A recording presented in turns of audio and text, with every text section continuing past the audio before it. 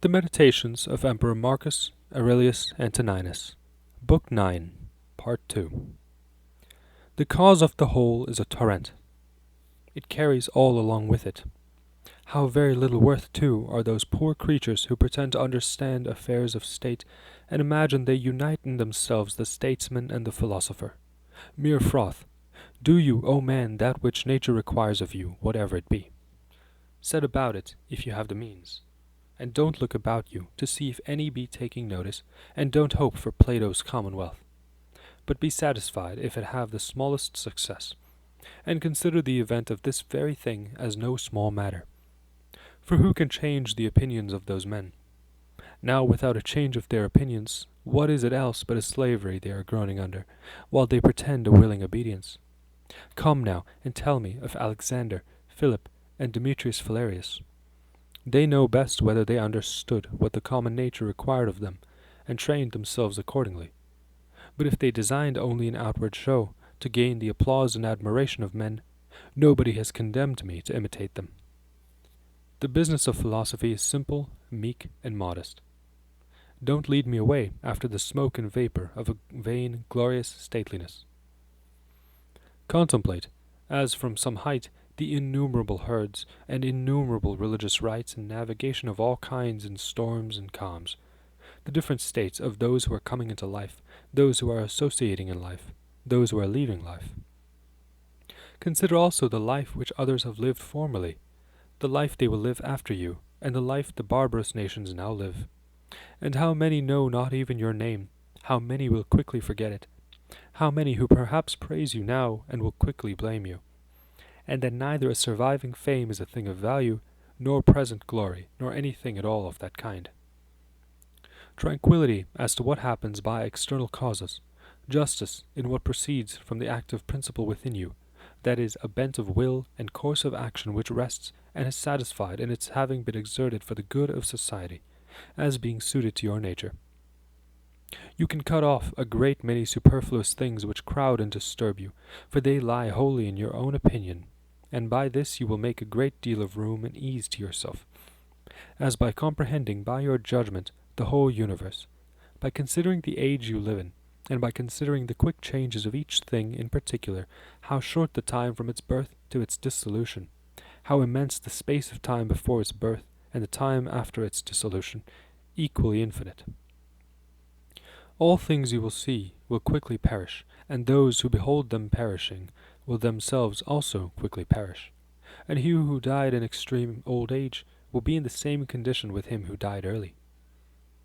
What kind of governing parts have these men, and about what things are they earnestly employed?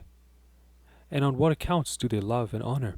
Imagine their minds naked before you, when they fancy their censures hurt or their praises profit us, how great their self-conceit.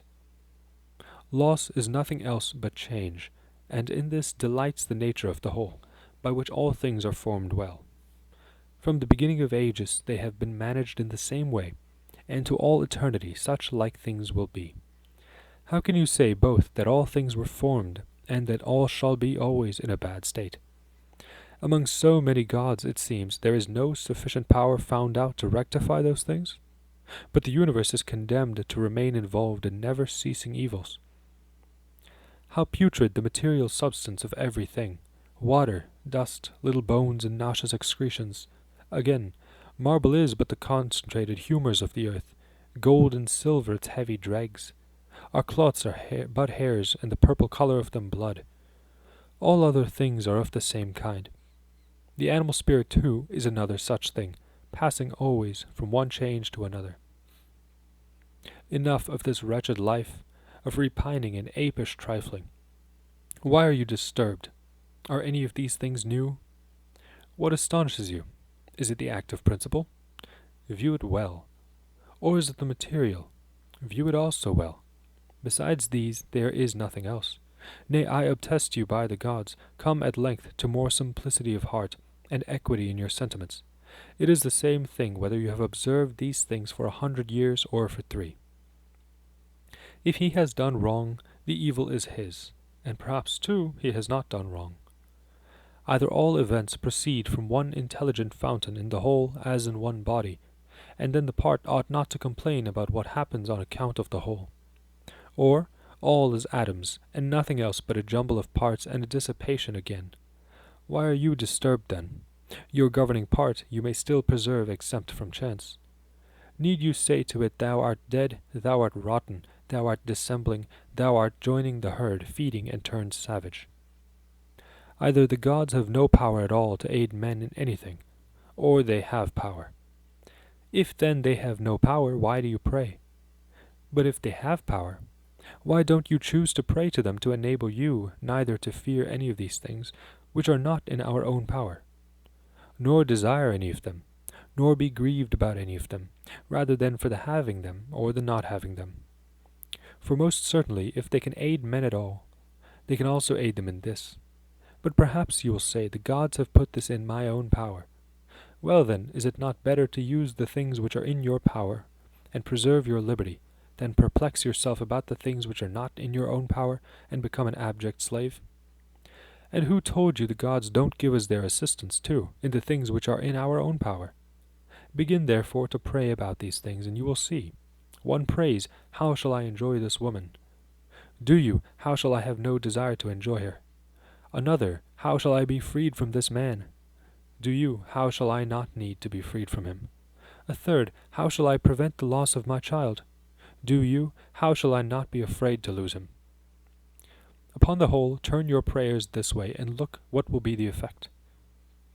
Epicurus says, when I was sick, my conversations were not about the diseases of this poor body, nor did I speak of any such things to those who came to me, but continued to discourse of these principles of natural philosophy I had before established, and was chiefly intent on this, how the intellectual part, though it partakes of such violent commotions of the body, might remain undisturbed, and preserve its own proper good.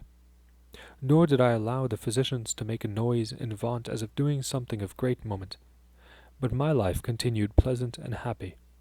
What he did when under a disease, do you also, if you fall into one or are under any other uneasy circumstances. That is, never depart from your philosophy, whatever befalls you, nor run into the silly way of the vulgar, and such as are unacquainted with nature. It is the common maxim of all sects of philosophy to be wholly intent on what they are doing, and the instrument or means by which they do it. When you are disgusted with the impudence of anyone, immediately ask yourself, can the universe then be without the shameless? It cannot. Don't demand then what is impossible, for this is one of those shameless men who must needs be in the universe. Have the same question also at hand when shocked at the crafty, the faithless, or the faulty in any respect. For while you remember it is impossible but such kind of men must needs be in the universe, you will at the same time have more good nature toward each of them in particular. It is highly useful, too, to have immediately this reflection. What virtue has nature given man, enabling him to bear with this fault in his fellow? For against the unreasonable she has given meekness as an antidote, and so against another some other ability. You are also at full liberty to set right one who has wandered. Now everyone who does wrong misses his aim, and has wandered. And then what harm, pray, have you got? For you will find none of those at whom you are exasperated have done anything by which the intellectual part of you was like to be the worse. Now what is your real evil, and harm has all its subsistence there? And what is there evil or strange, if the uninstructed acts like one uninstructed? Look if you ought not rather to blame yourself for not having laid your account with this man's being guilty of such faults. For you had the means from reason to have concluded with yourself, it is likely this man will be guilty of such a fault, yet have forgot and are surprised that he is guilty of it. But especially when you blame any one as faithless or ungrateful, turn to yourself, for the fault was already manifestly on your side.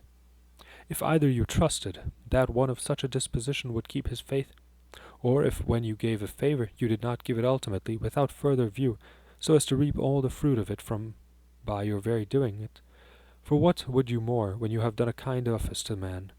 Is it not enough to you that you have acted in this according to your nature? Do you ask a reward for it? This is as if the eye were to ask a reward for seeing, or the feet for walking.